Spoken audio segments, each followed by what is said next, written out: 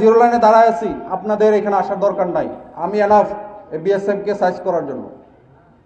বুঝতে পারছি? যখন আমার প্রয়োজন হবে তখন আমি বলবো ঠিক আছে আমাদের গ্রামবাসীকে নিয়ে আসো, নিয়ে আমরা সাইজ করি।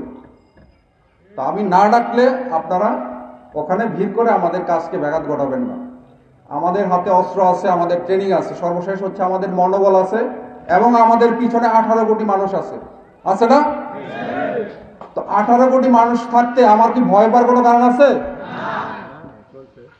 তো ইনশাল্লাহ বিজিবি হচ্ছে, আপনি দেখেন আমি কি লেখাইছি আজকে, বিজিবি হবে সীমান্তের নিরাপত্তা এবং আস্থার প্রতীক। ফার্স্ট হচ্ছে আমি যখন বিজিবি আমার শূন্য লাইনে বিজিবি দাঁড়ায় থাকবে, আপনি নিশ্চিন্তে থাকেন যে বর্ডার সিকিউর, বর্ডারে নিরাপত্তা আছে। আর আস্থা হচ্ছে আমরা যে কোনো কাজে আপনি আমাকে আমার সাহায্য সহযোগিতা পাবেন, হোক সীমান্ত সম্পর্কিত, হোক অন্য যে কোনো সম্পর্কিত, বিজিবিকে আপনার পাশে পাবেন।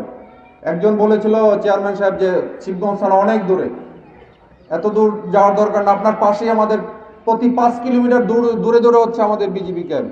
আমাদের বোলাহাট সহ আমাদের প্রায় 19টা ক্যাম্প আছে বিভিন্ন জায়গায়। প্রতিটা জায়গায় এই সীমান্তবর্তী জেলায় আমাদের ক্যাম্প আছে। সুতরাং আপনাদের যে কোনো প্রয়োজনে বিজিবিকে আপনারা সাথে পাবেন, পাশে পাবেন, আমি সেই আশ্বাস দিচ্ছি।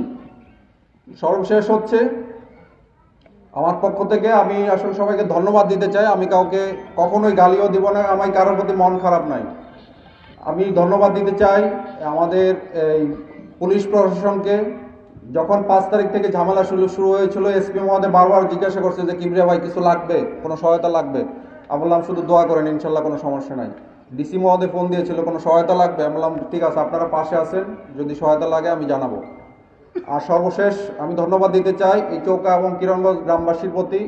আপনারা বিজিবির সাথে ছিলেন, পাশে ছিলেন, এই জন্য আমার অন্তঃস্থল থেকে আমি সবাইকে ধন্যবাদ দিতে চাই। এই শুধু শিবগঞ্জবাসী না, এই পুরো বাংলাদেশের 18 কোটি মানুষ আমাদের বিজিবির সাথে ছিল। তো ইনশাল্লাহ এই সাপোর্ট যেন আপনাদের সবার থাকে। এবং সর্বশেষ রিকোয়েস্ট হচ্ছে, যেটা বললাম, আপনাদের এলাকায় আপনারা চিহ্নিত করেন কারা কারা এই কাজে, এই মাদক চোরা কারবারি করে, কারা বিভিন্ন ধরনের চোরাচালানের সাথে জড়িত, আমাকে খবর দেন। আমরা তার আমরা ধরে শিবগঞ্জ ওসি সাহেব আছেন, আমরা ওনাকে হ্যান্ড ওভার করবো, বাকি আইনানুগ ব্যবস্থা উনি নেবেন।